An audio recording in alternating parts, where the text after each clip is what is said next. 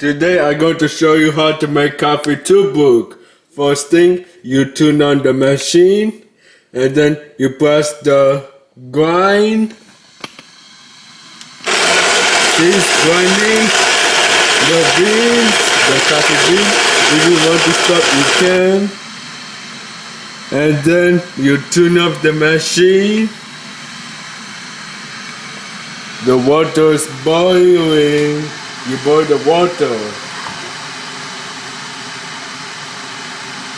After the water is boiling, you pour it like this.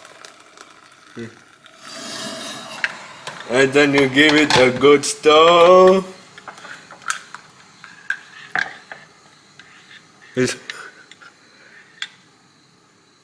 So this is how you make a coffee tubruk. Like and subscribe to my channel.